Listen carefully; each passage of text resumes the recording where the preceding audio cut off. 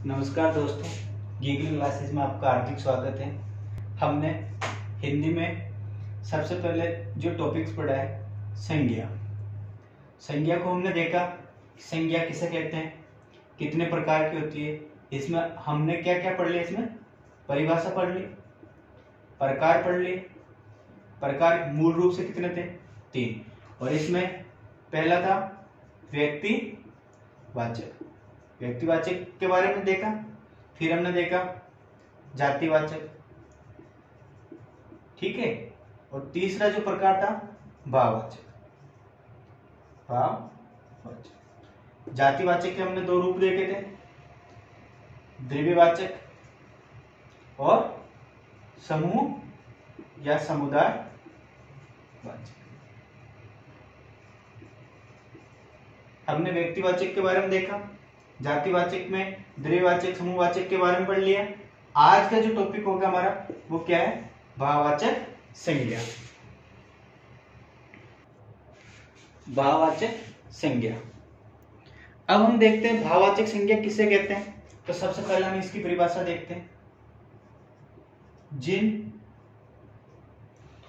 जिन संज्ञा शब्दों से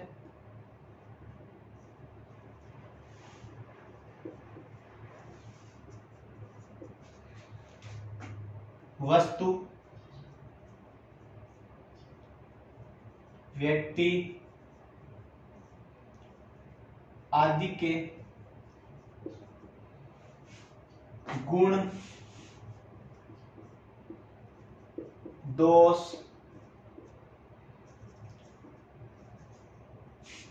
धर्म,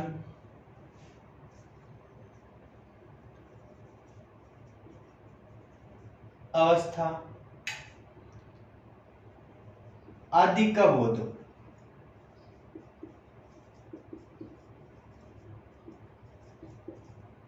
उसे भाववाचक संज्ञा कहते हैं।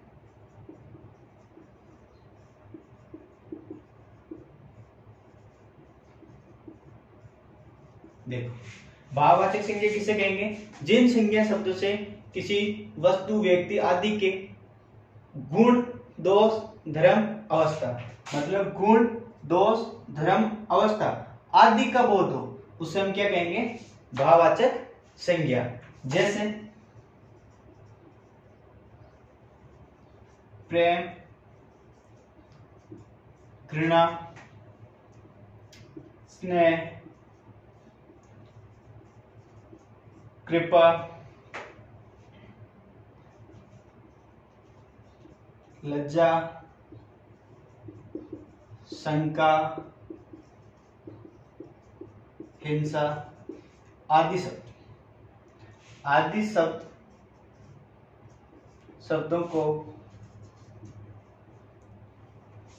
शब्दों को किसमें देखा जाएगा, आदि शब्दों को भाववाचक संज्ञा। देखो, यहां पे भाववाचक संज्ञा में क्या होंगे, जैसे कि हम किसी की कोई भी जो अवस्था है, गुण, दोष, धर्म, जैसे प्रेम एक क्या है, गुण है, ठीक है। यहाँ पे शंका, लज्जा, ये सारे जितने भी क्या है, किसमें शामिल होंगे, भाववाचक संज्ञा में। आगे देखते हैं कि तो भाववाचक से जो संख्याएं होती है ये मुख्यतः 2 रूपों में होती है। इसके कितने रूप होते हैं, 2 रूप होते हैं। कौन कौन से, पहला रूढ़ भाववाचक संज्ञा, दूसरा यौगिक भाववाचक संज्ञा। अब देखो, सबसे पहले हम देखते हैं रूढ़ भाववाचक संज्ञा। रूढ़ भाववाचक संज्ञा किसे कहेंगे, जो अभी हमने पहले लिखे थे कि प्रेम, घृणा, स्नेह, कृपा, दया, लज्जा, शंका, हिंसा, ये जितने भी है, ये जो मूल रूप है ये क्या कहलाएंगे, भाववाचक संज्ञा। ठीक है, कौन सी? रूढ़ भाववाचक संज्ञा। ठीक है, और दूसरा कौन सा है? यौगिक भाववाचक संज्ञा। इसमें कौन कौन से होंगे? वही जो हमने अभी पहले लिखे थे, प्रेम, घृणा, लज्जा, दया आदि। ये सारे किसमें आएंगे? रूढ़ में। यौगिक में क्या आएगा? तो हम देखते हैं, ये है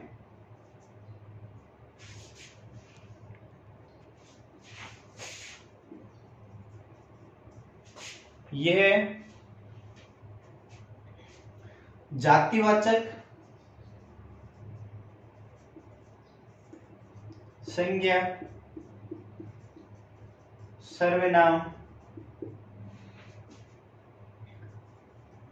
विशेषण,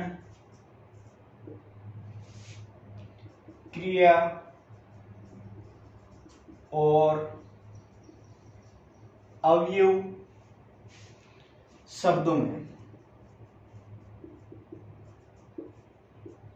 अवयव शब्दों में। ठीक है,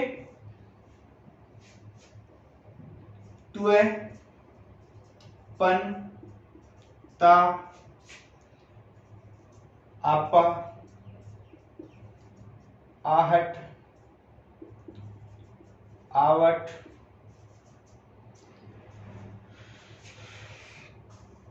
आई,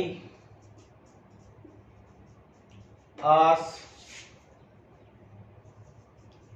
इमा, ए, औ, ई आदि प्रत्यय जोड़कर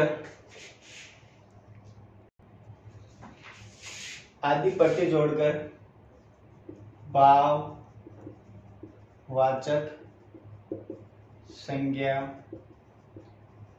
बनाई जाती है।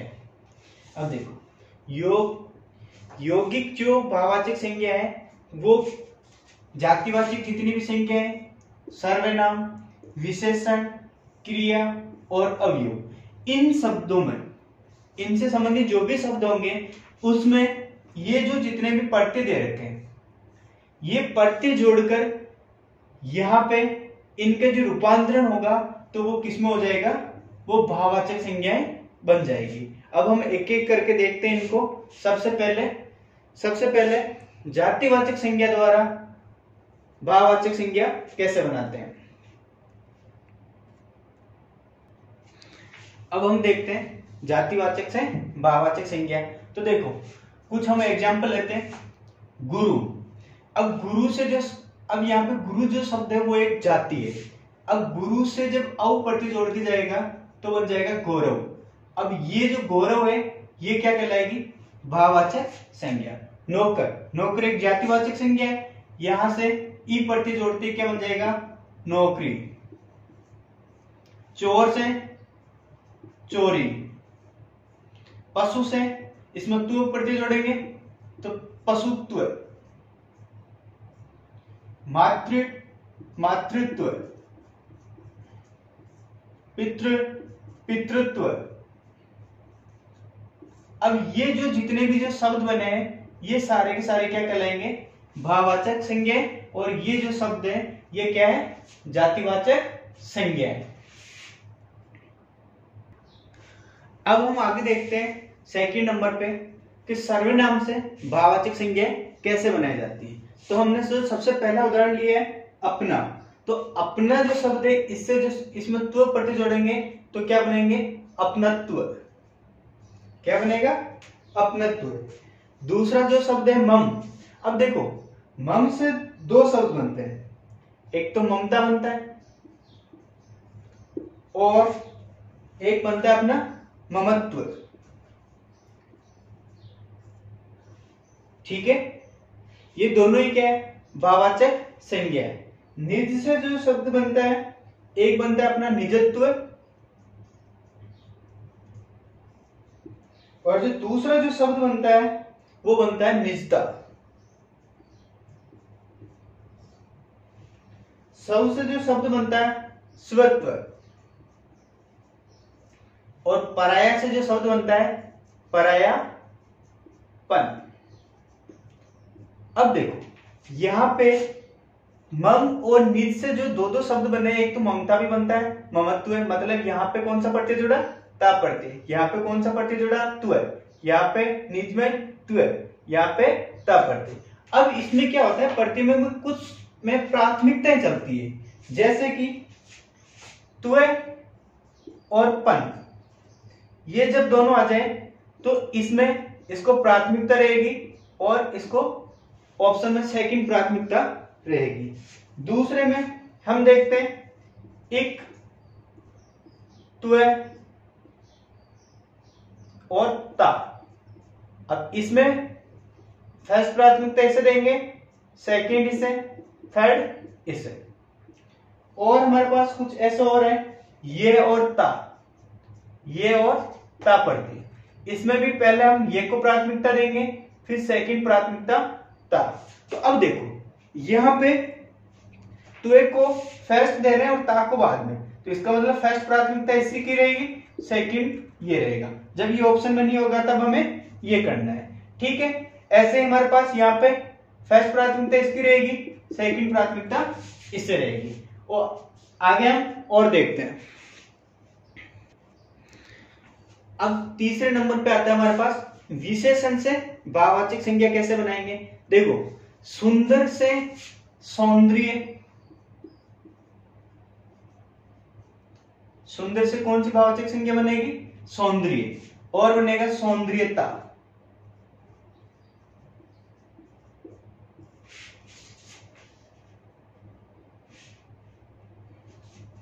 सॉरी, इसे भी थोड़ा सा हटा दे। भला से जो विशेषण बनेगा, विशेष भला शब्द जो है विशेषण है, इससे जो भाववाचक संज्ञा बनेगी वो बनेगी भलाई। क्या बनेगी, भलाई। अच्छा से अच्छाई, उदार से औदार्य, मीठा से मिठाई। देखो यहां पे ये बहुत इंपॉर्टेंट है, मिठाई से, मीठा से जो मिठाई है ये भाववाचक संज्ञा नहीं है। भाववाचक संज्ञा क्या बनती है इससे, मिठास।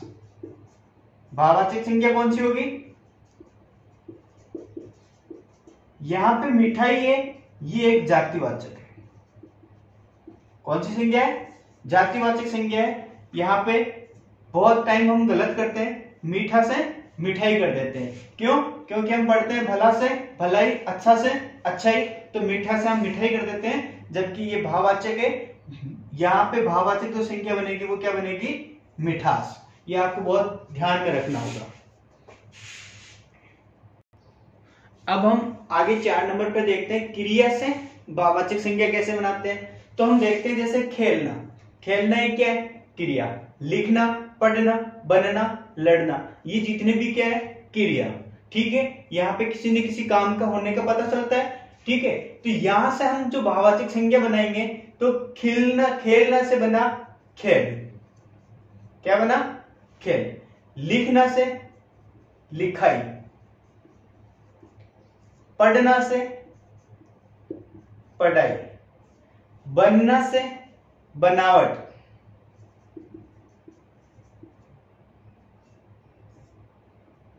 लड़ना से लड़ाई।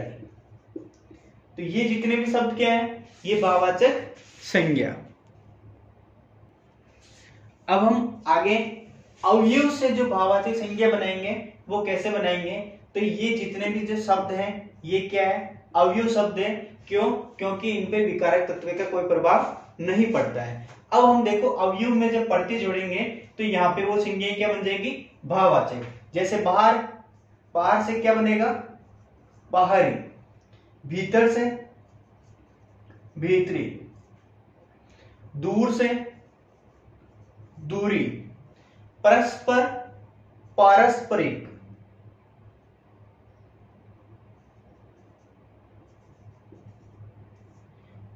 अंतर से आंतरिक। तो ये जितने भी जो शब्द है ये क्या है, भाववाचक संज्ञा, और ये जितने भी जो शब्द है वो क्या है, अवयव है। अभी हमने जातिवाचक संज्ञा, सर्वनाम, विशेषण, क्रिया और अवयव में प्रत्यय जोड़कर हमने क्या बनाई, भाववाचक संज्ञाएं बनाई। अब हम स्टार पॉइंट लिखेंगे। भाववाचक संज्ञा, भाववाचक संज्ञाओं को यदि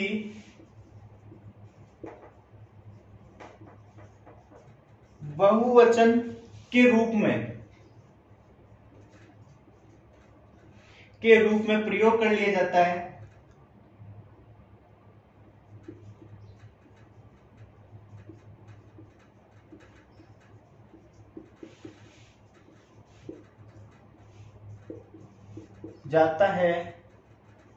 तो वह जातिवाचक संज्ञा बन जाती है।